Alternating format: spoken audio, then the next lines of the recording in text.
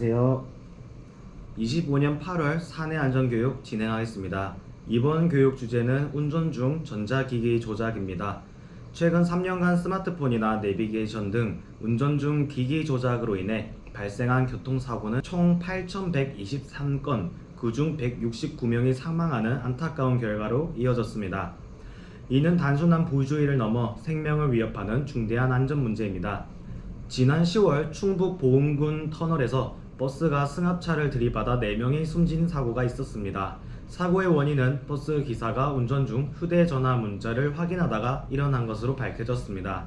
운전 중 스마트폰을 사용하는 행위는 단순히 잠깐 보는 정도가 아니라 음주운전과 유사한 수준의 위험성을 지닌 위험행동입니다. 삼성교통안전문화연구소의 실험에 따르면 시속 40km 주행 중 문자 메시지를 확인할 경우 차량은 약 42.5m를 정지 없이 주행하게 되며, 이는 혈중 알코올 농도 0.05% 수준의 음주 상태에서의 정지 거리보다 무려 2.4배나 긴 거리입니다. 즉 짧은 한 번의 시선 이동이 치명적인 사고로 이어질 수 있다는 뜻입니다. 한국도로공사의 설문조사에 따르면 운전자의 90% 이상이 스마트폰 사용이 위험하다는 것을 인식하고 있지만, 실제로는 절반 가까운 50%의 운전자가 운전 중 스마트폰을 사용한 경험이 있다고 응답했습니다.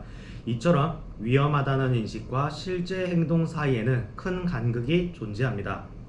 이러한 간극을 줄이고 위험을 예방하기 위해서 다음의 사항들을 준수해 주시기 바랍니다. 첫째, 휴게소 등 안전한 곳에 완전히 정차한 뒤 사용합니다. 둘째, 출발 전 내비게이션 목적지, 경로 등을 미리 설정합니다.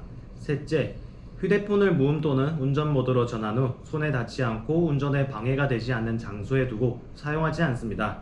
넷째, 교통사고와 같은 비상 상황의 경우에만 사용합니다.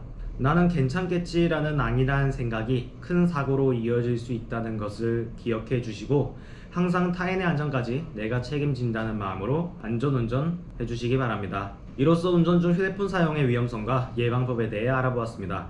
안전운전을 실천하셔서 건강하고 무탈한 한 해를 보내시기 바라며, 이어서 실제 사고 사례와 관련 영상 시청하시면서 마무리하도록 하겠습니다. 감사합니다.